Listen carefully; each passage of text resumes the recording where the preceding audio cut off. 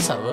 Ça va très bien. J'ai posé la question avant le podcast, mais je vais la reposer parce que c'est comme ça qu'on commence les podcasts en demandant comment ça va. Mais j'avais une première question pour toi, juste pour qu'on établisse un peu la timeline de tout ça. C'est quand exactement que tu as commencé à faire de l'humour?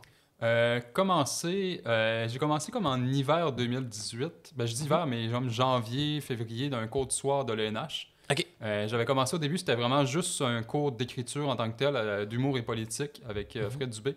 Oui. C'est là que j'ai vraiment comme commencé, entre guillemets. C'est là que j'ai comme testé l'humour, si on veut. OK. Parce que j'ai toujours tripé sur l'humour depuis que je suis tout jeune, les galas, puis tout Canal D, le classique.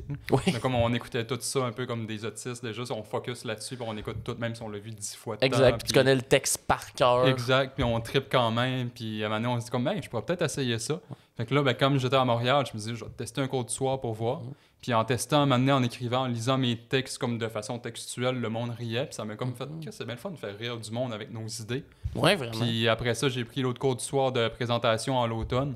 Puis c'est là que je me dis que je vais essayer de faire de la scène pour voir si ça marche bien. Puis j'ai fait une scène au Bistrot Mousse Café, au Feu Bistrot Mousse. Le Feu Mousse Café. Il y était une soirée particulière, mais quand j'ai fait, moi, le premier show, c'était pas sold out en tant que tel, mais genre le bistrot, il était plein. Beaucoup de monde qui était juste là pour manger, par exemple, comme c'était le classique. Ouais, mais il y a quand même eu un pic. On dirait que maintenant, on en parle du Mousse Café, puis on s'en moque un peu de comment c'est un peu de la merde comme show. Mais je me rappelle, il y avait il y a eu une période où est-ce qu'il y avait du monde au Mousse Café, puis c'était le fun à faire. Là. Non, vraiment, moi, c'est ça, la première soirée était vraiment le fun, c'était vraiment trippante, puis j'ai eu des beaux rires en plus pour un numéro aujourd'hui que j'ai un peu honte. Mais c'est quoi ton style d'humour à ce moment-là? Liner trash, mais comme assez trash, là. Okay. Fait que c'était pas si pire parce qu'en plus, Jerry Alain, c'était comme lui qui headlinait l'open mic cette soirée-là. Parce que c'était dans le temps qu'il faisait un petit headline de temps en temps. Ouais. Puis ça a comme bien à donner parce qu'il y a un rire assez particulier, puis je l'entendais rire fort. J'ai comme, OK, c'est comme un consentement un peu du milieu à ce moment-là, en tout cas d'un humoriste plus établi. Oui, parce que Jerry Alain, c'est l'industrie de l'humour. Oui, non, exact.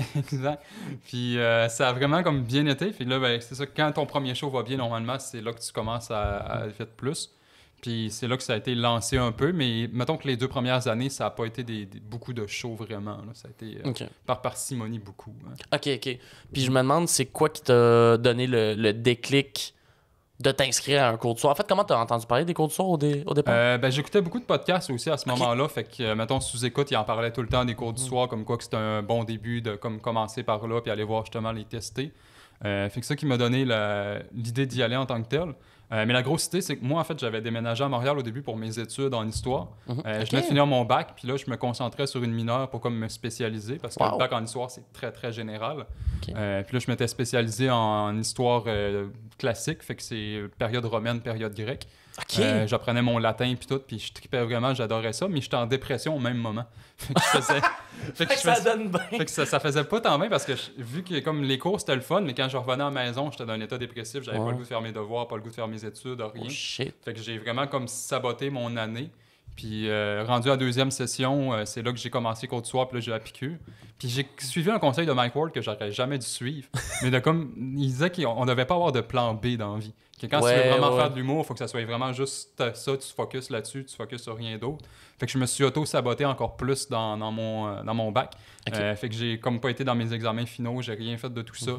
Fait que je me suis fait mettre dehors de l'université parce que ma cote Z était trop basse. Oh mon Dieu. Mais c'est là que j'ai vraiment comme, je me suis lancé en humour en tant que tel, puis j'ai juste fait des jobs pour payer mes loyers puis tout, parce qu'au début ça paye pas. Là. Fait que, ouais, non, 100%, mais en même temps, c'est sûr. Ouais, on dirait que c'est vrai que c'est dangereux comme commentaire, mais, comme conseil. Ouais. Mais en même temps, aujourd'hui, mais c'est ça, tu au fais final, ça a bien fait, fait que c'est ça que... Parce que de toute façon, ça, en histoire, même si j'aurais bien fait mes notes et quoi que ce soit, c'est pas un domaine vraiment de l'emploi tant que ça. Limite, j'aurais été prof au secondaire ou de quoi de même, prof au cégep. Ça, parce qu'est-ce que tu savais à peu près dans quel métier tu voulais te diriger? Pas du tout, non. Moi, c'était juste... Je voulais aller à l'université parce que c'était comme un défi pour moi de comme... Je veux être capable de faire un bac dans ma vie parce que toute mon enfance, on m'a dit que j'étais pas tant intelligente, que j'étais pas bonne. Puis j'étais pas bonne à l'école de fait aussi. J'avais pas des tant bons résultats. Mais moi, je savais qu'inconsciemment, j'étais quand même bonne puis j'allais être capable. Fait que c'était comme un défi pour moi. Fait que j'ai quand même réussi à faire mon bac malgré tout. Fait que ça, j'ai eu mon bac, mais au Saguenay. Puis à Montréal, c'était, vu que c'était une mineure, c'était moins grave un peu que je la poche. Ouais, c'est pas grave. Là. On échappe à une affaire de 1 an. Là. Ouais, c'est 1 an, une mineure, right? 1 an, ouais, exact. Ouais, c'est ça, on s'en fout. Là. C'est un certificat. Là. Hey, moi, j'ai quitté un certificat en scénarisation après 2 semaines. No regret. J'ai fait comme fuck off. Je reviendrai si ça me tente. Vous prenez n'importe qui anyway. Mais je me demande, mais là c'est intéressant parce que je savais pas pour l'histoire. C'est quoi qui t'avait intéressé dans l'histoire classique, dans ces périodes-là de l'histoire?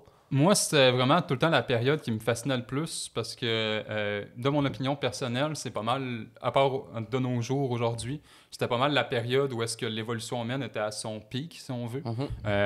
Tout l'Empire romain puis tout, c'était comme le summum de la civilisation jusqu'au temps qu'on arrive à la Renaissance. C'est pour ça qu'on appelle ça la Renaissance, c'est qu'on a revenu un peu à cette base-là. Fait que moi, c'était d'apprendre plus de cette période-là parce que c'est pas une période qu'on focus beaucoup au secondaire, même au cégep non plus. Vrai. On passe très rapidement, on passe 1-2 cours sur la Grèce puis la Rome, qui est un millier d'années quasiment d'histoire en 2 cours. Là. Fait que surtout qu'on dit genre, ouais, Rome, il y avait un colisée puis des messieurs qui se battaient. Là. Ouais, non, exact. Puis on comme juste envahi, c'était pas des temps bons au monde, puis tout. Puis c'est vraiment une grosse période que je trouvais vraiment intéressante. Le latin m'a tout le temps passionné aussi. Je suis une grosse fan de linguistique aussi, d'évolution de la langue et tout. Fait que d'apprendre mon latin, moi, c'était quelque chose qui me passionnait aussi. Fait que, mettons, aujourd'hui, es-tu capable de parler latin ou d'écrire latin? Non, pas du tout, non. Je serais capable de comme lire un petit peu un texte, mais il faut que j'aille mes livres de référence, il faut que j'aille des traductions. Mais je comprends la langue dans son ensemble parce que c'est vraiment très différent du français. Même si c'est basé là-dessus, les déclinaisons, puis tout change. C'est vraiment, faut que tu aies un cerveau différent. Contrairement, mettons que l'anglais, ça s'apprend quand même très bien. L'espagnol aussi quand même. Mais le latin, mettons, toutes les langues de racines latines, surtout vu qu'on parle français, sont plus faciles à apprendre. Ouais, exact. C'est ça, avec le latin puis tout, puis l'espagnol aussi, ça permet de tout bien comprendre, puis même des fois voir des mots de où est-ce que ça vient, puis tout, puis de voir, OK, lui, il a pris ce mot-là, latin, mais il y avait comme 2 mots pour dire la même chose, le français est allé dans une autre branche. Ça m'a comme toujours fasciné, puis ça, l'histoire romaine aussi, même dans mon bac, quand on pouvait comme parler de ce qu'on voulait, je parlais de l'histoire de Rome, je parlais des empereurs, je parlais de l'architecture romaine. C'était vraiment plus là-dessus que je focusais. Je me demande, comme personne qui a fait beaucoup de recherches justement sur Rome et sur... Jules César, là, il est-tu cool ou il est pas cool? Il est pas tant cool. C'est ça, hein? Non, parce que souvent, c'est ça, surtout aujourd'hui, parce que vu que c'est eux autres qui ont gagné à la fin, même s'il est mort après ça, c'est Octave qui est devenu Auguste, qui a comme pris le rôle puis qui a tout embelli son histoire. Mais il a quand même détruit la République en tant que telle. La République qui était une institution pas tant bonne que ça, mais qui était quand même un petit peu plus démocratique que pouvait l'être l'Empire par la suite. Fait qu'il a beaucoup détruit ça. Fait que nous, on a tendance à diaboliser beaucoup Brutus aujourd'hui parce que c'est lui qui l'a tué, mais avec d'autres mondes aussi. Mais Brutus, dans le fond, ce qu'il voulait, c'est sauver la République parce que la République, c'est une institution quand même assez vieille aussi. Fait que non, César, pas tant un bonhomme, mais il a quand même fait des choses correctes, on peut dire, mais pas tant que ça non plus. Là. C'est pas un personnage à idolâtrer, vraiment. Mais parce que tu sois Napoléon, là, mais... Non, exact. Mais parce que c'est fou quand même l'idée que c'est un des personnages de l'histoire que comme on connaît encore aujourd'hui autant puis qu'on parle autant. Là. Ouais, exact. Je me demande c'est quoi à peu près, parce que je connais un peu l'histoire, mais pas tant. Là. C'est quoi à peu près tu penses qui a comme créé cette espèce de légende autour de Jules César? Lui-même, il était un peu un historien aussi, puis il a beaucoup comme écrit sur lui-même. C'est lui qui a fait son livre sur les invasions de la Gaule puis tout. Fait que historiquement, ça reste pas une bonne source dans le sens où est-ce que vu que c'est lui-même qui relate ces choses, il a tendance à mettre ça de son bon côté. Mais il nous donne quand même des moments sur comment la Gaule c'était, comment la vie romaine un peu était. Fait que d'un point de vue historique, les historiens dans toute l'histoire se sont beaucoup basés sur ses écrits aussi. Mais c'est beaucoup Octave qui est devenu Auguste aussi, puis tous les historiens après qui l'ont mis devant. Parce que c'est ça, c'était comme le début de l'Empire en tant que tel. Fait que vu que c'était comme le père fondateur, entre guillemets, de cet empire-là, ben les gens, fallait qu'ils l'idolâtrent, fallait qu'ils le mettent comme si c'était un plus grand que nature. Ouais, il était comme un peu obligé de dire que c'est le plus cool parce que sinon... Exact. Puis même lui-même aussi, pendant qu'il était là, pendant ses 4 ans, il essayait beaucoup de se comparer à Saturne, qui était pas Saturne, à Jupiter, excuse-moi, qui était le dieu des dieux en tant que tel, le roi des dieux romains. Ouais, qui est le Zeus romain. Exact. Puis, fait que lui, il s'est beaucoup représenté là-dessus, puis ça a beaucoup resté, puis après ça, ils l'ont déidifié aussi, c'était rendu César un peu un dieu. Fait que pour ça, ça l'a beaucoup aidé dans tout le reste de l'Empire, tout le reste de l'histoire aussi. Pour ça. Puis est-ce que, mettons, vu que justement, t'étais dans le classique et tout ça, j'imagine aussi la mythologie grecque. Mythologie, moi, la religion, surtout, ça m'a tout le temps beaucoup intéressé, la mythologie aussi. Classe des titans. Si je viens de dropper un référent weird, mais non, ça aussi, j'ai tout le temps été passionné pour ça, parce que ça, beaucoup, on a tendance à comparer l'histoire romaine, pas l'histoire romaine, mais la mythologie romaine à grecque, puis juste faire, OK, c'est la même chose identique, mais pas exactement. Moi, c'est quoi les différences? Parce que moi, je suis dans cette idée-là, de comme ils ont pris les mêmes histoires, ils ont patché les noms. Ils l'ont pris quand même, parce que les Romains, c'est ça qui était fort dessus, c'est qu'ils prenaient la culture un peu des autres, puis ils la mettaient un peu à leur goût. Mais ça permettait aussi de bien dominer les peuples locaux en faisant ça. Ouais. Parce que quand tu gardes l'idéologie, quand tu gardes la religion d'un peuple, c'est ça qui permet de comme les respecter un peu, fait qu'eux autres se sentent plus appréciés aussi, fait qu'ils permettent de comme rentrer un peu dans l'histoire romaine aussi. L'histoire romaine, il y a beaucoup de différences aussi. Les dieux, comment ils idolâtraient, comment la classe était faite, comment les prêtres pouvaient faire l'idéologie était beaucoup différente sur ces niveaux-là. Mais c'est dans la mythologie en tant que telle que tu vois les Nords aussi, mettons avec Thor, avec tout ça, mythologie égyptienne aussi. Ils sont tous beaucoup similaires en tant que tels parce que c'est avec les éléments de la nature. La nature, c'était vraiment imposant à l'époque. Ça l'est encore aujourd'hui. On ne comprend pas tout de la mythologie puis tout là-dessus. Fait que c'était beaucoup représenté là-dessus. Il y a des éclairs qui tombent, ça fait un feu. On fait comme, hey, c'est un symbole divin. Le Vésuve qui a explosé. Il n'y avait jamais connaissance avant qu'un volcan existait. Puis là, ça a établi nulle part. Fait que quand tu n'as jamais vu ça, tu fais comme, c'est un symbole de Dieu, là, maintenant. C'est ça. C'est quelque chose de plus puissant que nous. Exact. Qui veut nous envoyer un message quelconque. Exact. Mettons un éclipse. Aujourd'hui, on comprend comment ça se passe, mais dans le temps, tu vois juste la lune qui passe en avant du soleil, puis il vient un blackout en plein milieu de la journée. Tu fais comme, il se passe quelque chose. Il y a des affaires que le monde devait battre triper. Nous, maintenant, on fait des événements Facebook pour dire genre, oh, la lune va être rouge cette nuit-là. Regardez, ça va être tellement beau pour Instagram. Eux, à l'époque, ils devaient chier dans leur pants. Là. Vraiment. Comme, oh non, on va tous mourir. La lune est rouge, câlisse. Non, exact. Fait que pour ça, c'était beaucoup différent. Mais c'est ça, surtout comment ils faisaient les cultes, c'était très différent aussi. La mythologie romaine était beaucoup plus militaire en tant que telle, tandis que celle des Grecs était plus... Ça dépendait vraiment des cités. Parce que Rome, ça reste un empire, même quand c'était la République, c'était assez imposant. Tandis que la Grèce, c'était vraiment... À Athènes, c'était vraiment différent d'Asparte. Sparte, c'était vraiment différent d'Aélios. Puis tout représentait un petit peu leur dieu de cette façon-là. Fait que la religion grecque était plus disperse, était moins consolidée, tandis que la religion romaine était vraiment étatique, c'était vraiment l'État qui l'imposait. Les cultes, c'était ceux-là qui étaient bons, les autres étaient mauvais. Tandis que la Grèce, c'était vraiment par ville, c'était même par gène qui appelait, fait que, mettons, une famille, mais vraiment élargie. Fait que c'était vraiment comme la famille, eux autres, c'était la famille un peu de Poséidon, mais un Poséidon qui était comme un peu différent d'un autre Poséidon d'une autre ville. Il y en a un qui était plus, admettons, avec les gros océans, il y en a un qui était plus pour la pêche, des choses comme ça. Fait que c'était comment la famille était basée un peu, que leur dieu avait une importance. Oh shit, ok. Ça, je savais pas. Fait que genre, chacun pouvait avoir... Techniquement, c'est le même dieu, mais il pouvait avoir une version différente juste entre une ville. C'est comme si, mettons, Montréal avait une version du dieu chrétien, puis Québec avait une autre version du dieu chrétien. Ouais, exact. Oh shit. Exact, ouais. Okay. Fait que c'est ça faisait beaucoup de problèmes en tant que tel, mais ce qui fait qu'admettons, quand on lit les sources grecques, admettons, on va lire un Homère qui parle un peu de la mythologie, ça va être différent. Mettons, des fois, Zeus, c'est le père de Ouranos, des choses comme ça, puis d'autres fois, c'est le fils. Fait que ça change vraiment d'une place à une autre. Fait que c'est dur vraiment de parler comme de la mythologie grecque, mais c'est plus les mythologies grecques. Puis est-ce que tu as déjà eu la chance d'aller visiter les villes? Non, jamais, non, malheureusement. C'est quelque chose que tu aimerais faire à un moment vraiment, donné? non. Surtout si aller voir les ruines, puis tout à Pompéi, on peut tout aller visiter, puis tout. C'est vraiment, ça a l'air magnifique là-dessus. Aller voir le Colisée, puis tout. Même, ça, c'est fou de voir des choses de 2000 ans et plus qui sont encore là, qui sont encore... Mais ça, c'est quelque chose de fou en Europe en général. Je me rappelle, j'ai eu la chance d'aller à Cannes quand j'étudiais en cinéma. Puis on n'habitait pas à Cannes parce qu'on allait pour le festival. Puis pendant le festival, les prix, ça n'a juste pas décidé d'allure. Fait qu'à la place, on était allé dans une petite ville à côté qui s'appelle Antibes. Et on a pris genre un Airbnb là. Puis genre moi puis mon groupe de classe, on dormait. Puis on prenait le train pour aller au festival. Puis je me rappelle tendre dans cette ville-là. Puis la ville est littéralement entourée de vieux murs fortifiés, mais genre de l'époque médiévale. Fait que nous, on arrive là, puis on est comme « Wow, c'est donc bien beau, c'est plein d'histoires. » Et à un moment donné, un soir, on fait le party, on se promène dans les rues, puis on jase avec des gens d'Antibes. Puis moi, je leur en parle, justement, à quel point je trouve ça incroyable d'être entouré d'histoires de même. Puis eux sont comme « Ouais, bon, c'est de la brique, là. » Je suis comme « Mais de quoi, c'est juste de la brique, câlisse, voyons! » Moi, je trouve ça capoté, là. Non, vraiment, ça, en Amérique du Nord, on est comme habitué de comme, on trouve une canne de coke qui est vieux de 50 ans, puis on capote. Puis les autres, c'est comme, j'ai trouvé une pièce romaine à terre, puis je leur tire à terre parce que j'en ai déjà une pareille, puis j'en ai déjà vu 1000 fois. Fait qu'on s'en fout. Non, en Europe, c'est vraiment fou pour ça, pour toute l'histoire qu'ils ont, tout est reconstruit.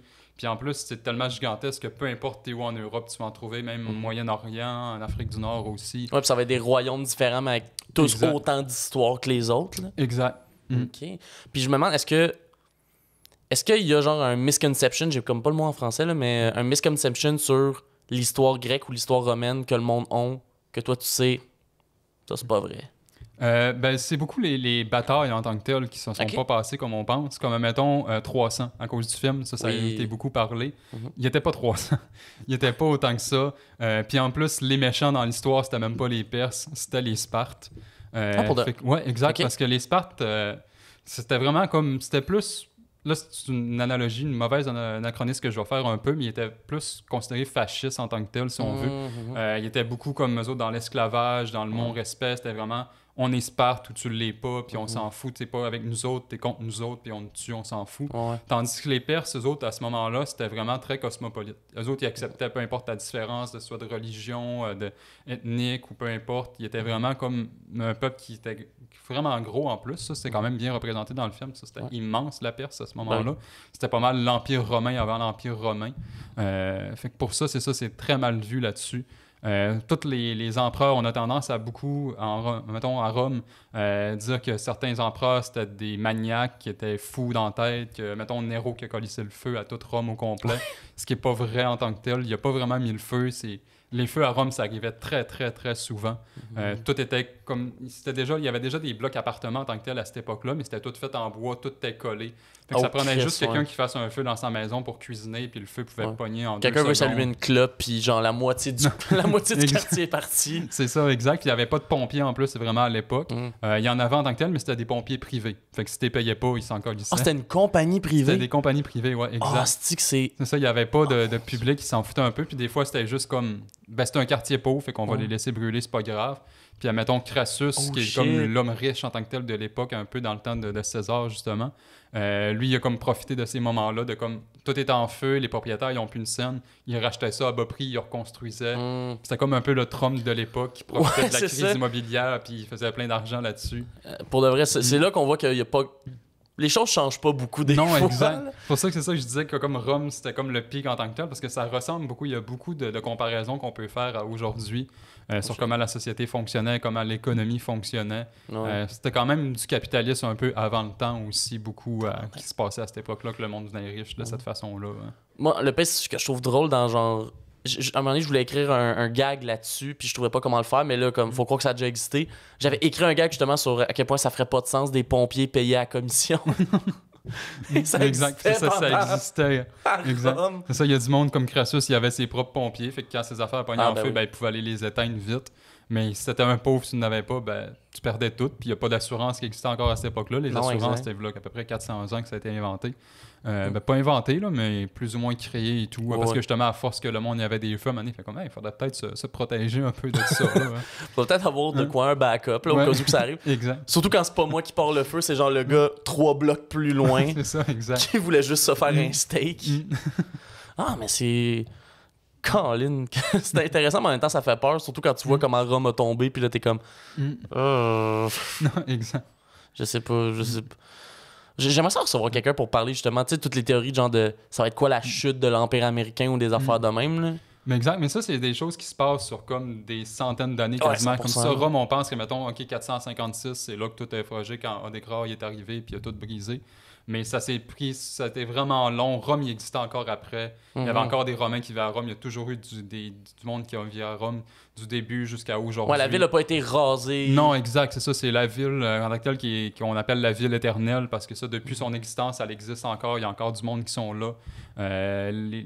Ceux qui dirigeaient, ils ont changé au travers le temps, mais pour quelqu'un qui vivait là en tant que tel, ça n'a pas changé tant grand-chose que ça à ce moment-là. OK, ouais, le changement était tellement long qu'au final, tu pouvais avoir comme 3 générations avant de réaliser « Ah, shit, finalement, on n'est plus la première puissance mondiale. Exact. » Fuck! Bon. Mais OK, mais donc tout ça, finalement, a mené à l'humour. Ouais, exact. Tout ça a mené à l'humour. Ça a toujours été comme ma passion première, mais j'ai toujours été une personne très timide, très réservée dans la vie. Je me suis dit, faire de la scène, ça me semble pas possible en tant que tel, parce que je suis juste capable de faire des présentations orales. Okay. J'ai commencé à faire des présentations orales justement quand j'étais dans mon bac en histoire. C'est là que j'ai découvert que quand je suis passionné de quelque chose, je suis capable d'en parler sans aucun problème. Mais c'est juste que quand, mettons, tu te fais forcer de comme, hey, il faut que tu parles d'un sujet en français, que tu t'en fous un peu. Ouais, ça me tente moins. Là, c'est pas le fun dans ce moment-là. OK. Puis c'est quoi à ce moment-là justement, mettons, les humoristes que tu avais découverts avant d'arriver à Montréal, c'était qui tes inspirations? C'était qui le monde que tu regardais que tu étais comme ça, j'aime vraiment ce qu'il ou elle fait? Moi, ma grosse influence, c'était vraiment Maud Landry. Oui. C'est vraiment elle que j'ai trippé dessus quand je l'ai vu. Genre, j'ai toujours trippé sur pas mal tout ce qui se faisait en humour au Québec. J'ai toujours été vraiment une grosse comédie geek. Fait que moi, peu importe ce qui se passait, j'adorais ça. J'écoutais tout ce qu'il pouvait avoir sur YouTube, sur toute la TV aussi, illico, parce que au Saguenay, il n'y avait pas vraiment de show tant que ça. Il y en avait de temps en temps, mais c'est des shows qui coûtaient des 60$. Fait que quand t'es mineur, payer des shows de 60$, c'est un peu difficile, mettons. Un petit peu. Fait que tu profites de YouTube et de tout ce que tu peux avoir gratuitement à ce moment-là. Mais ça a vraiment été Maud Landry, moi, la grosse découverte là-dessus, de comme, OK, tu peux faire de l'humour un petit peu plus comme dans ta tête en tant que tel, de plus partir un petit peu de ce que toi, tu vois de façon bizarre. Puis, parce que normalement, l'humour, je la trouvais plus classique dans le stand-up, surtout. C'était plus, OK, je parle de mes enfants, je parle de ma vie, je parle des affaires. Tandis que Maud Landry était vraiment pas là-dedans du tout. Elle parlait de tout et de rien. Puis ça, je trippais vraiment là-dessus. C'était plus dans le style liner aussi que j'aimais un peu plus. Puis le fait aussi qu'elle n'est pas allée à l'école, elle n'est pas allée dans ces affaires-là, le fait par elle-même, c'est comme, OK, c'est possible de faire de l'humour par soi-même sans voir.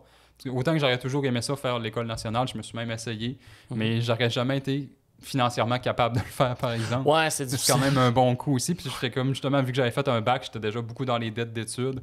M'en rajouter par-dessus, c'était comme non, là, c'est pas viable à long terme pour ça. Puis je comprends. Puis là, une question que je me demande, quand tu as commencé à faire de l'humour, est-ce que tu étais déjà dans ton processus de transition parce que le chat sort du sac? Non. Mais non, pas du tout, en fait. Oui et non, en fait, je dirais. Parce que avant que je fasse de la scène, puis même au début, quand je faisais de la scène, je me suis toujours imaginé sur scène en femme, puis je comprenais pas pourquoi. Ah ouais? Comme mon premier numéro dans ma tête, c'est que j'arrivais comme en robe puis tout, puis je faisais ma joke que je fais présentement qui marche un peu le mieux. De comme, OK, je sais qu'en entendant ma voix, il y a des hommes qui ont perdu leur érection. C'est comme la première joke que j'ai écrite, mais que je pouvais pas faire au début parce que ça faisait pas de sens. Puis j'étais comme, pourquoi je m'imagine en femme sur scène? C'est un peu particulier. Parce que c'est déjà des choses que comme j'avais dans ma tête, mais au Saguenay, il n'avait pas vraiment, fait que j'étais pas capable de mettre un mot dessus sur comment je me sentais. Puis, mais en faire de la scène, justement, il y a plus d'introspection qu'on fait, je trouve. Il y a plus de questionnement sur qu'est-ce que je veux dire sur scène, qu'est-ce que je suis vraiment comme personne. Puis ça venait difficile à terme. C'est pour ça que dans mes 2 premières années, mettons, j'ai fait très peu de shows. J'en ai fait comme 10 en 2 ans à peu près. 10-15 peut-être à la limite. Puis c'est ça, c'était tout le temps des difficiles parce que ce que je faisais sur scène ne me représentait pas vraiment. Je faisais de l'humour en tant que tel, pas nécessairement que je trouvais facile, mais comme c'était du liner trash, c'était comme... C'était de l'humour genre pour faire rire, mais... Exact, ou sinon avoir une réaction facilement, parce que dans ma tête, des rires ou des c'était dans la même chose, mais ça n'est pas du tout, là. C'est avec du recul. C'est ça, c'est pas une période, admettons, que je suis pas nécessairement pas fier d'avoir fait, mais comme c'est ça, c'est pas ce que je voulais faire sur scène. C'est les débuts, là. C'est les débuts. Il y a beaucoup de monde qui commence comme ça aussi en faisant de l'humour plus trash. Je le vois des fois quand je vais dans des open mic encore, d'accord. OK, c'est ça. C'est une période de développement. Mais surtout, j'ai l'impression de... Là, justement, de ce que tu m'as parlé, je pense qu'on était à peu près dans la même génération d'humoristes qui embarquaient. Là. Puis, tu sais, c'était la génération, justement, sous-écoute. C'était la génération Mike Ward était le dieu de tout le monde. Fait qu'il y avait tellement d'open micers qui voulaient faire du Mike Ward, mais sans la finesse que Mike a. Exact. Fait que là, t'étais comme... Ouais, ça, c'était beaucoup ça. Puis c'est ça, j'ai eu une grosse remise en question là-dessus, surtout l'année d'après, où est-ce que là, j'avais commencé à faire les ateliers à Frank Grenier. Puis je les ai faits parce que je le savais que lui, il voulait pas qu'on fasse de l'humour trash. Donc je me suis dit, je vais aller me casser là en tant que tel. Je vais aller faire mon humour trash. Il va dire, non, c'est pas ça que je veux que tu fasses, je veux que tu fasses autre chose. Fait que ça va me forcer à me découvrir. Puis là, en essayant de découvrir mon style, c'est là que je me suis dit, OK, il faut que je me découvre comme personne aussi, parce que je peux pas être pas moi-même sur scène. Puis c'est là que j'ai commencé à consulter un peu, puis tout, puis à me faire, OK, non, finalement, c'est ça, je suis une femme trans, puis c'est là que je vais aller. Puis là, j'ai une grosse remise en question de comme, OK, je veux-tu continuer à faire de la scène en commençant ma transition en étant une femme trans, parce que sur scène, on est vraiment vulnérable, on s'entend, on est vraiment c'est ça, vulnérable du public et tout. Puis je me dis, je sais pas si j'ai le goût de me mettre dans une situation vulnérable, où est-ce que je peux avoir des éclairs, je peux avoir du monde qui me chise des affaires dessus. Puis à un moment donné, je me suis dit, sais-tu quoi, il me semble que c'est une belle opportunité de justement pouvoir en parler, pouvoir en faire parler au monde, justement, de pouvoir qu'il fasse OK, cette réalité-là existe aussi. Ouais, parce que des artistes, puis tu me diras si je me trompe, des artistes trans, il y en existe. Il y en existe, on a des humoristes trans déjà, mais je pense que tu es la première qu'on voit que c'est, mettons, que tu es activement à la fois humoriste et en même temps dans ta transition. Ouais, exact. Parce que sinon, c'est ça, il y a eu Trana, à la limite, qui a été parachutée un peu dans l'humour francophone parce qu'elle faisait beaucoup d'humour anglophone avant, quand je connaissais de l'humour un peu anglophone. Mais sinon, ça, il n'y avait personne, j'avais pas nécessairement de modèle ou quoi que ce soit là-dessus. Il y avait Zach un peu, qui n'est pas nécessairement trans, qui est non-binaire. Mais c'est ça, ça a été un petit peu lui qui me... Étrangement, c'est lui, quand je l'ai vu sur scène, qui m'a fait « Ok, t'as peu... » Je trouve ça relatable. À un moment donné, il avait juste fait une joke de comme... à 25 ans, je trouvais que c'était pas normal que je me masturbais en étant en femme. Puis là, j'étais comme « T'as peu... » J'étais un peu comme ça aussi, puis c'est spécial. Puis là, ça m'a comme... C'est ça que j'ai vu que comme c'est important d'en parler sur scène parce que ça fait de l'éveil sur des personnes aussi. Puis des gens, des fois, qui sont pas nécessairement dans ce milieu-là, qui font comme OK, ça existe, puis c'est normal, puis ils sont pas bizarres. Je trouve pas que j'écoute les médias qui arrêtent pas d'en parler négativement. Je préfère avoir une réalité d'une personne là-dessus. Mais ça, il y avait pas nécessairement de modèle en humour, puis je trouve que c'est important qu'il y en ait. J'aimerais ça qu'il y en ait plus que moi aussi. Oui, 100%. Fait que ça, je trouve que c'est important parce que je veux pas non plus devenir comme l'autokine de ça. Puis j'ai pas l'impression de l'être présentement non plus. Fait que ça, c'est une fun là-dessus. J'ai l'impression vraiment qu'on m'accepte juste comme humoriste. Puis ça, c'est vraiment trippant là-dessus. C'est très cool. Puis là, si on y va, mettons, plus dans justement ton expérience personnelle en tant que femme trans, premièrement, tu dis justement, avant même l'humour, tout ça, t'avais déjà comme des signes pré-coureurs ou des genres des indicatifs. C'est quoi exactement que tu vivais dans ton enfance que tu te dis « Ah, Chris, ça c'était peut-être un flash? » Ben beaucoup, mettons, c'est un peu stéréotype, mais comme juste les vêtements. J'étais pas tant à l'aise dans mes vêtements. Quand j'allais magasiner, j'avais tout le temps tendance à plus fixer les robes et tout, puis dire pourquoi je peux pas porter ces beaux vêtements-là? Moi, c'est comme c'est bien plus beau, c'est bien plus attachant là-dessus. Surtout, ça a été plus à l'adolescence aussi. Moi, c'est quand on a les changements de la puberté puis tout. Puis là, réaliser comme « Ah, OK, je n'aurai pas le corps d'une femme en tant que tel, je vais avoir le corps d'un homme. Je vais pas avoir les seins qui vont pousser. » Ça a été un gros manque en tant que tel. De, comme je cherchais tout le temps pourquoi j'ai pas rien là. Ah ouais? Ouais, ça a été vraiment comme ça, un déclic. Puis ça m'était surtout vers 15-16 ans à un moment donné que j'ai comme réalisé comme... J'ai l'impression qu'il y a une femme qui vient dans de moi puis je la laisse pas vivre. C'est là que j'ai fait... Ça, c'est entre guillemets, pas normal en tant que tel de penser ça quand tu es une personne cis, mettons. C'est pas des questionnements que tu vas te poser, c'est pas des choses que tu vas te faire. Fait que ça a vraiment été le gros déclic en tant que tel. Comme, OK, je pense que j'ai de quoi en dedans de moi que je devrais voir ou quoi que ce soit. Mais je l'ai renfermé. J'ai commencé à beaucoup fumer du pot à ce moment-là pour essayer de cacher ça. Parce que j'étais quand même dans le milieu de Saguenay, ce que c'est quand même ouvert en tant que tel, mais pas tant que ça non plus, pas sur les femmes trans ou quoi que ce soit. Il y a encore des problèmes qui se passent dans la région à cause de ça. Fait que ça a été plus difficile à vivre puis plus à cacher. Fait que j'ai essayé de vivre ma vie normalement, si on veut. Puis ça n'a pas tant fonctionné, ça. J'ai viré dépressive et tout. Fait que ça a vraiment été quand j'ai fait mon coming out que là, tout ça, c'est parti en plus. Ouais, que tu as comme vraiment senti le poids sur tes épaules qui a fait comme, bon, c'est correct. Exact. C'est là que c'est vraiment ça. J'ai commencé à être heureux. C'est là que j'ai commencé à sourire. C'est là que j'ai arrêté de fumer du pot pendant un long moment aussi. La pandémie m'avait fait recommencer parce que là, c'était plus difficile, mettons, mais j'aurais arrêté aussi il n'y a pas si longtemps. Fait que ça a été bien là-dessus. Vraiment. Ouais, mais c'est cool. C'est vraiment fort. Puis justement, tu parlais un peu justement de tokenisation, de pas vouloir être comme le token de ça. Mais justement, je me demande comment c'est pour toi de vivre ça, tu sais, justement, de le vivre dans le moment et en même temps d'en parler sur scène puis de faire des jokes dessus. C'est comment le processus de ça, d'écrire sur des choses que tu vis là en ce moment et même que tu découvres, j'imagine, encore aujourd'hui. Ben moi, ça m'aide beaucoup dans mon processus aussi, en fait, d'en parler sur scène. Parce que c'est ça, j'ai toujours eu la peur de la transphobie, la peur de comme les gens vont me juger là-dessus et tout. Puis d'en parler sur scène, ça me permet de voir que, OK, non, les gens ne jugent pas là-dessus. Finalement, les gens sont ouverts, les gens sont prêts à en rire, sont prêts à l'accepter, sont prêts comme les gens qui viennent me parler après, qui trouvent ça le fun, qu'on en parle, puis tout. Fait que là-dessus, ça m'a vraiment aidé moi-même dans mon processus aussi, de comme être plus à l'aise dans ma féminité, plus à l'aise dans comment je me dévoile aussi. Fait que ça m'a vraiment aidé moi personnellement. Fait que c'est sûr que ça m'a vraiment aidé. Puis de voir que, au début, j'en parlais un petit peu, mais j'essayais de pas trop en parler. Mais de force d'en parler, de comme les commentaires que je recevais des gens, de comme c'est important ce que tu fais, puis tout, de comme faire OK, malgré que je veux pas être un token, j'ai quand même un rôle à jouer là-dedans aussi. De comme dans l'accessibilisation, dans l'acceptation, de ça. Fait que c'est ça qui m'a aidé de comme OK, il faut que j'en parle quand même.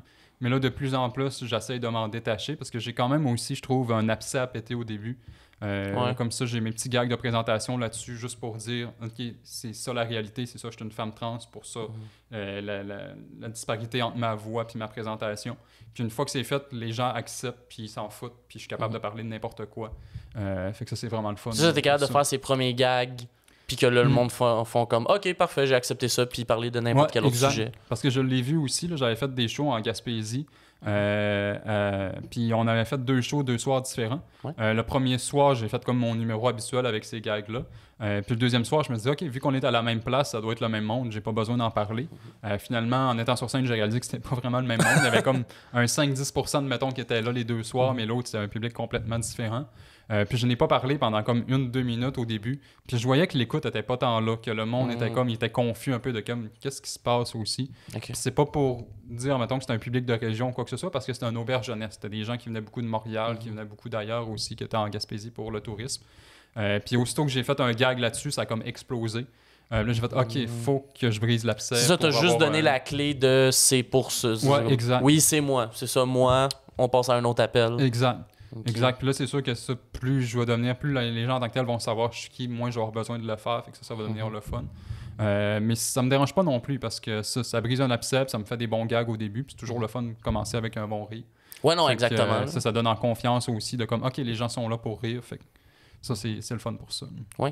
Puis, ben justement, là, tu dis chanceuse que tu n'as pas eu beaucoup d'expériences négatives. Mais est-ce que tu en as eu? Est-ce que c'est arrivé des shows que tu as eu des réactions moins le fun? Pas vraiment. Il y a une fois une réaction bizarre que j'ai eue. De comme justement avec ma voix, des fois, c'est quand même une disparité. Il y a des gens, des fois, qui sont quand même confus. Je le vis comme dans ma vie de tous les jours aussi. Mais juste une fois sur scène, justement, j'ai juste dit bonsoir, bonsoir. Puis il m'a fait ah! J'ai fait un esti là, j'ai fait oh shit, ok, ouais, il a pas compris ce qui se passait. Mais c'est sûr que sur le pacing, comme il y avait eu beaucoup de personnes LGBT avant moi aussi, que c'était un show régulier en tant que tel. Fait que là, les gens, ils étaient comme back à back là-dessus, puis là, ils pensaient comme, ok, ça c'est une fille comme 6 en limite, puis là, ils ont fait, oh shit, ok, ça continue un petit peu dans cette vague-là, je crois.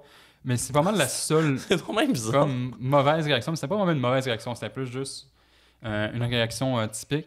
Mais sinon, pas vraiment. Mettons que je me suis déjà fait mégenrer par des animateurs. Ça, c'est arrivé un petit peu quelques fois. Assez rarement, par contre. Normalement, ils sont quand même conscients. Puis je le dis aussi, je prends pas de chance.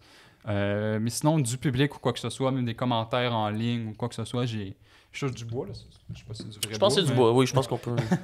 Mais c'est ça, j'ai jamais eu vraiment de négativisme encore ou quoi que ce soit. Fait que ça, je suis quand même très chanceuse là-dessus. Je sais que ça pourrait arriver, mais pour l'instant, ça m'est pas arrivé. Des grosses affaires haineuses. Un petit peu avec le Gong Show. Je l'avais publié sur TikTok. J'ai eu quelques petits commentaires négatifs sur TikTok.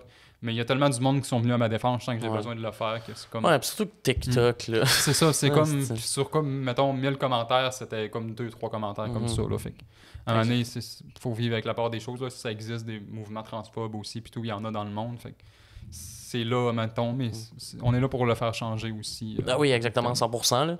Puis surtout avec, justement, tu sais, je t'ai vu tellement de fois faire, mettons, ton numéro sur, justement, le fait que t'es trans, puis, mais même aussi tous les numéros que tu fais, puis t'es super bonne, puis t'as comme, tu sais, t'as justement ce sens du punch-là, qui fait que j'ai l'impression, même quelqu'un, justement, qui est pas d'accord avec tes idées, est un peu, genre, obligé de rire, parce que comme, ouais, mais le gag est bon, là. Ouais, non, exact. Le gag est bon, tu peux pas, là... Si tu ris pas, t'as un peu de mauvaise foi, là, Chris.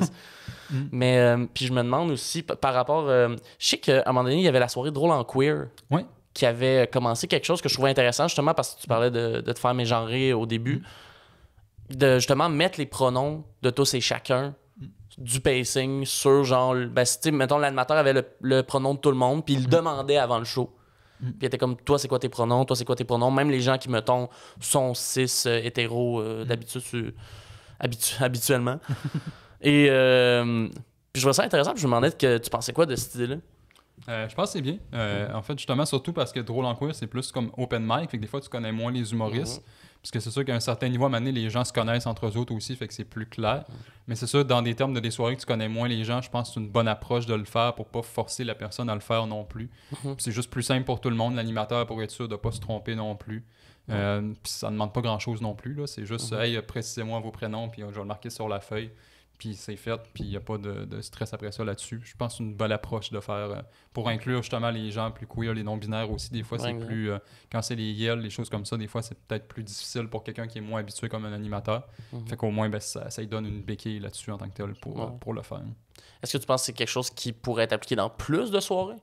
Oui, c'est quelque chose qui pourrait être normalisé très facilement. Surtout, mettons, moi, j'ai quand même un nom non-genré un peu. Là. C'est moins pire depuis que je l'ai changé avec Maxime Eve. Mais des fois, encore sur les pacings, c'est juste Maxime Gagnon. Mais c'est ça, parce que c'est une affaire que je me suis pas...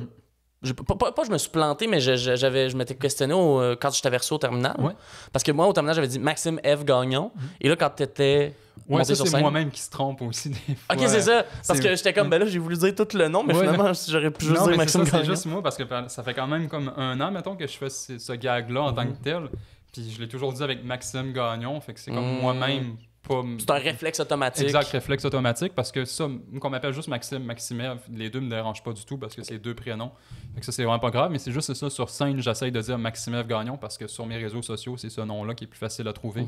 Juste Maxime Gagnon, c'est que le monde, des fois, me trouvait pas, puis tout. Fait que... Ouais, parce qu'il doit en avoir plus qu'un. Ouais, c'est ça, il y en a plus que Maxime Gagnon. Fait que pour ça, c'est juste pour ça aussi que ça, je veux promouvoir en plein temps plus ce nom-là. Mais ça, moi-même, des fois, je me trompe, des fois, les animateurs aussi, mais c'est pas grave en tant que tel. Ça, j'essaye de le corriger à la fin qu'on me déprésente aussi. Fait que... OK. Je vais rentrer dans un sujet peut-être un peu touché, mais vu qu'on parle d'humour et d'identité trans, un des premiers sujets que souvent le monde va penser, c'est le fameux cas avec Dave Chappelle, qui a l'air d'être, je sais pas pourquoi, en guerre contre la communauté trans. Est-ce que toi, personnellement, t'as vu les shows qui sont critiqués? On m'en a parlé en tant que tel un peu, mais ça, j'ai pas voulu le voir parce que je trouvais que leur argument était tout le temps bizarre de comme... Ils disent déjà des fois qu'ils disent c'est pas transphobe, mais en même temps ils disent ouais, mais si ça t'offuse, t'avais juste à pas l'écouter. Ben là, faut que je l'écoute ou que je l'écoute pas, parce que vous me dites dans le fond que je vais être offusqué dans le fond parce que c'est transphobe. Mais non, ça l'est pas. Dans le fond, je peux l'écouter, ouais, mais si je l'écoute puis je suis offusqué, j'ai plus le droit parce que j'aurais juste pas dû l'écouter. Puis là, je me suis juste dit, ben clairement, ça doit être transphobe qui dit. J'ai vu quelques extraits de ses blagues, puis effectivement, c'était pas gracieux en tant que tel ce qu'il disait non plus. Fait que je me suis juste pas attardé là-dessus.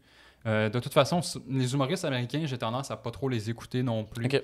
Parce que je trouve qu'au Québec, surtout en tant que thème d'humoriste, on a tendance à beaucoup vouloir les imiter un peu ou beaucoup tendance à se baser sur eux autres. Puis je trouve que c'est mieux de comme avoir notre propre façon de faire sans avoir besoin de copier là-dessous, sans avoir besoin de les prendre comme exemple. Fait que pour ça, j'en écoute pas trop. J'en écoute quelques-uns, quelques-unes. Mais c'est assez rare, fait que j'ai pas tendance à trop les écouter. Mettons même Ricky Gervais qui l'avait fait aussi, j'ai pas vraiment écouté. C'est ça, c'est ça des... Je veux dire, ils ont le droit de faire ces gags-là en tant que tels parce qu'ils sont quand même en plus aux États-Unis encore plus avec la liberté d'expression, même avec les choses comme Mike Ward ou ce qui a passé de comme tu peux dire ce que tu veux sur scène, ça je suis d'accord avec ça. Mais tu dois accepter la critique aussi. Quand les gens disent que c'est transphobe, c'est raciste, ce que tu dis, ils ont le droit de le dire aussi. C'est pas de la cancel culture, c'est pas rien. On a le droit à notre opinion aussi puis de dire que c'est mal ce que tu dis sur scène. Mais tu as le droit de le dire aussi, mais on a le droit de dire que c'est mal puis que tu devrais pas le dire. Ouais, parce qu'on dirait que c'est ça l'ironie. Là. Puis moi, surtout, on dirait ce qui me gosse de ce cas-là, c'est le fait que on dirait maintenant chaque show est pour le... Tu sais, maintenant, à chaque fois qu'il en reparle, c'est pour parler du fait que le monde n'a pas aimé qu'il en parle. Puis là, c'est pour dire, ouais, mais je m'en calisse de ce que vous pensez, de ce que je dis. Mais là, après le prochain show, il reparle du fait que le monde a réagi de ce qui... Puis c'est juste comme une espèce de cercle vicieux weird. Qui fait que j'ai l'impression qu'au début, il devait même pas avoir tant que ça quelque chose contre la communauté LGBT. Mais là, c'est juste devenu une espèce de cercle vicieux. Exact. Non, c'est ça vraiment. Puis ça a dérapé un peu aussi. Là, comme c'est rendu qu'il a fait 2 specials, je pense, là-dessus, quasiment. Là. Ouais, de quoi de même. Des affaires d'1 heure complète. Puis ça, je sais pas, je trouve que c'est taper sur un clou en tant que tel, qu'on est déjà des personnes marginalisées, on est déjà des personnes qui vivent de la haine un peu partout. Puis même si à la limite, la personne, c'est pas vraiment de la haine ce qu'il dit ou quoi que ce soit, ça permet aux gens qui font de la haine de l'utiliser puis de l'utiliser à mauvais escient. Comme j'ai vu un TikTok récemment, mettons que les propos n'étaient pas transphobes en soi, mais il y a souvent la question, mettons, c'est-tu transphobe de ne pas vouloir dater une personne trans ou quoi que ce soit? Ouais. Puis la réponse de ces personnes-là qui faisaient le TikTok, c'est juste non, c'est pas transphobe, on a là nos préférences et tout. Puis ça, dans ce propos-là, je le trouve pas transphobe ou quoi que ce soit, ils ont le droit à leur opinion là-dessus. Mais tous les commentaires qui étaient sur la vidéo, c'était juste, ils mégenraient l'autre personne, ils disaient, c'est ça, les hommes qui essaient de nous forcer des affaires par rapport. Puis ça fait juste promouvoir cette culture-là de transphobie de plus. Comme si on est déjà des personnes marginalisées puis tout. C'est pas pour parler en bien de nous autres ou juste parler de quelques petites anecdotes personnelles. Parlez-en juste pas. Là. Il y a assez de sujets en humour, je pense, pour parler d'autres choses que ça. Mais justement, est-ce que tu trouves qu'au Québec, on a justement un peu ce même problème-là de comment on traite la communauté trans dans notre humour, dans notre... Je pense que c'est moins pire beaucoup. Parce que, mettons, le seul numéro que j'ai vu vraiment d'une personne pas trans en parler, c'était Mike Ward dans son show Noir. Qui a fait un numéro là-dessus que je suis allé voir. Puis le numéro, il était pas transphobe, il était pas problématique, il était pas du tout, il était assez ouvert là-dessus. Je pense que Mike était assez ouvert sur la communauté aussi là-dessus. Fait que non, c'était pas problématique. Je n'ai pas vu personne d'autre en parler vraiment, fait que je pense que c'est une bonne affaire, là, je veux dire. Limite, je suis là, Zach est là, Mona est là aussi, on peut en parler, nous autres, de la communauté. Toutes les autres aussi, lesbiennes, gays, en humour aussi, peuvent en parler ouvertement. On n'a pas besoin d'autres personnes pour en parler. Là, on parle de notre réalité, puis on est capable d'en voir aussi. Pas dire que vous n'avez pas le droit d'en parler, vous avez le droit aussi, là, mais c'est juste... Il y a déjà du monde, vous n'avez pas parlé d'en parler négativement ou quoi que ce soit. Hein. Non, exact. Puis surtout, j'ai l'impression comme... Tu sais, le fait que tu parlais justement que le moment où tu as commencé à avoir plus de plaisir sur scène sans parler de ta réalité, ben justement, toi, ta réalité, c'est ça. Puis on dirait que même moi qui est comme de l'autre côté, tu sais, qui est plus genre... Souvent, c'est des causes qui me tiennent à cœur, c'est des causes que je regarde, mais je me dis, ouais, mais en même temps, moi qui en parle, ça a moins d'impact et c'est peut-être correct de même. Moi, tu sais, je vais parler des affaires qui me tiennent à cœur, que je vis, puis ça va avoir plus d'impact. Puis moi, au contraire, je peux juste passer la POC. Pour que, puis surtout, là, maintenant, il y a de plus en plus de shows pour, justement, tous les gens de la communauté LGBT. Ça, c'est hot, là, ça, c'est le fun. De voir qu'il y a de plus en plus de présence. Non, vraiment. Puis ça apporte un nouveau public aussi en humour parce que c'est des gens qui, au début, étaient un petit peu lassés de l'humour parce que justement, mettons, plus dans les... Mettons, au début des années 2000, fin 90 aussi, puis peut-être même tout avant aussi, là, cette période-là, je la connais un peu moins.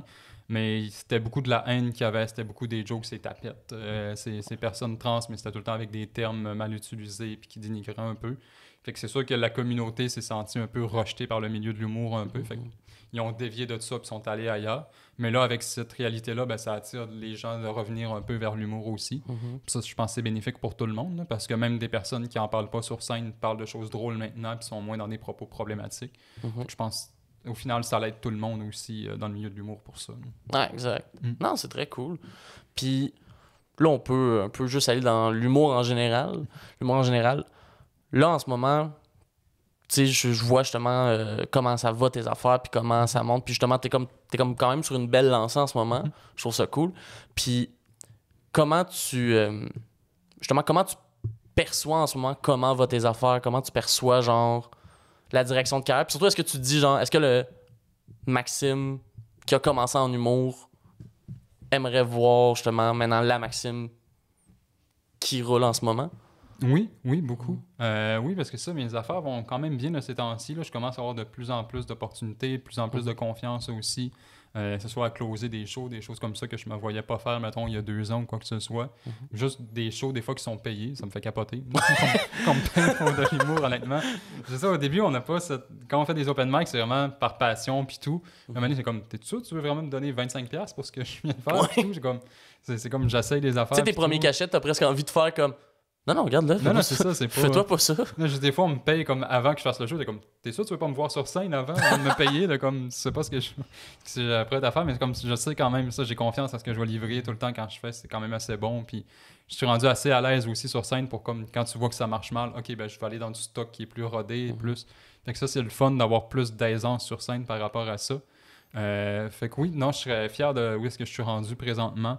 Ça, je pense que je suis rendu à une étape, justement. Des fois, je me fais même reconnaître par des open micers. Ça, je trouve ça fuck up un peu. Ouais, hein? De comme ça, me faire reconnaître par d'autres gens, de comme, hey, je t'ai vu, mettons, sur le Gong Show, je t'ai vu à telle soirée, t'étais vraiment bonne. Je suis comme, sérieux, voilà, c'est bien cool. Ça, de comme, moi, dans ma tête, personne me connaît, personne ne m'a jamais vu. Fait que c'est le fun, des fois, d'entendre du monde, de comme, hey, j'ai entendu parler de toi par lui. Puis je suis comme, pourquoi il parle de moi? Puis genre, c'est positivement, là, c'est pas négativement, mais c'est tout le temps comme, c'est capotant. Je trouve que c'est vraiment le fun pour ça. Hein. Let's go. Puis là, juste pour être sûr, puis on est rendu à combien de temps? 45 minutes. OK, 45 minutes. Ben, je voulais savoir, là, maintenant, c'est quoi? Qu'est-ce que tu prévois ou qu'est-ce que tu perçois pour ton futur en humour? C'est quoi les projets sur lesquels tu aimerais travailler puis que tu aimerais continuer? Là, j'aimerais continuer à faire des soirées, parce que ça, je commence à rentrer, mettons, dans les soirées de rodage, dans les choses comme ça, les soirées régulières. Fait que ça, c'est vraiment le fun. Je commence à faire plus de temps sur scène aussi, des 15 minutes, des choses comme ça. Même on me propose des 20 minutes à l'hiver, puis toutes ces choses comme ça. Fait que ça, c'est vraiment trippant pour ça. Même en Gaspé aussi, qu'on est allé pendant les 2 jours, ça, j'ai fait quasiment des 20 minutes sur scène aussi. Fait que de voir que je suis capable de faire plus que des 5 puis des 10 pour moi-même, je trouve ça vraiment le fun. Oui. Parce que moi, c'était surtout ça, ma peur de comme... Moi, après 5-10 minutes, à un moment donné, j'ai peur de comme pas... Ça m'a pas avoir assez de matériel, mais pas avoir assez de confiance pour rester.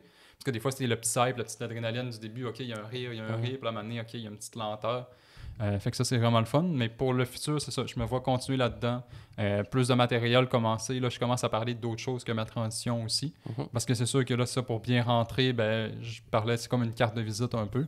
Fait que parler de ça quand les gens me connaissent pas, fait que c'est toujours le fun de bien rentrer aussi. Mais c'est le fun de parler d'autres choses aussi, de voir que, OK, je suis capable de faire rire avec des sujets anodins que n'importe quel autre humoriste pourrait parler aussi. Puis moi-même, d'être capable d'écrire d'autres choses là-dessus. Fait que ça, c'est vraiment le fun. Je n'ai pas nécessairement de gros projets. Mettons peut-être un 30-30 l'année prochaine. L'année prochaine, en 2023, mettons, pour les prochains festivals. Ça, j'aimerais bien ça. Pouvoir faire justement plus de temps. Voir s'il y a du monde qui voudrait payer pour me voir moi en tant que tel avec peut-être une autre personne. Ça pourrait être vraiment trippant. Puis voir comment les choses vont par la suite par là. Mais c'est sûr, ça, continuer l'humour, c'est vraiment plus une passion en tant que telle qu'une carrière que je veux faire là-dedans. Fait que si je peux gagner de l'argent, tant mieux, là, parce qu'à un moment donné, ça demande du temps aussi, faire de l'humour, quand c'est le temps de faire des shows en région, écrire, des choses comme ça. C'est dur de le faire en même temps que tu travailles à temps plein. Ça gruge beaucoup de temps. Est-ce qu'en ce moment, tu travailles à temps plein? Ou? Pas vraiment, non. J'ai une job, en fait, que c'est des mandats. Fait que je travaille de temps à autre. Fait que ça me permet de bien concilier les deux présentement. C'est dans quel domaine? Centre d'appel, dans le service à clientèle. Pour ça, je fais des jobs un petit peu sur scène, mais ouais, c'est classique. C'est des jobs qui sont bien payés quand même. Ça me permet de vraiment de pas pouvoir travailler pendant un certain temps sans que ça me cause de problèmes aussi. Fait que ça, je suis vraiment privilégié présentement là, de pouvoir concilier les deux là-dessus. Parce que ça, de plus en plus, on me demande des shows. J'ai fait des fois des 5 shows semaine, des choses comme ça. Fait que quand tu as un job à temps plein, c'est plus difficile, surtout quand des fois, il faut que j'aille à Gatineau, il a fallu que j'aille à Donnacona, des choses comme ça, en plein milieu de semaine. C'est pas quelque chose que je peux me permettre quand tu as un 9 à 5. Non, exact. Qu'il faut que tu colles un congé à ton boss, genre 2 semaines à l'avance. Ouais, non, exact. Ben écoute, merci beaucoup. Merci d'avoir été là. Maxime F. Gagnon, je suis vraiment content de t'avoir reçu. Si on veut te suivre, si on veut suivre tes affaires, si on veut suivre tes projets, où est-ce qu'on peut trouver ça? Oui, Maxime F. Gagnon sur pas mal tous les réseaux sociaux, TikTok, Instagram, Facebook. Il y a Be Real, quelque chose qui a commencé, mais je suis pas là-dessus. Moi non plus, j'ai pas encore... J'ai entendu parler de ça, mais je sais pas ce que c'est. Je suis pas là-dessus, par contre, malheureusement. Mais sur toutes les autres, Maxime F. Gagnon, tout en un mot. Je suis un petit peu partout là-dessus. Puis je commence à publier des extraits et tout en ligne aussi pour les gens qui peuvent pas se permettre d'aller en show. Let's go. Puis maintenant, pour le mot de la fin, restez cool.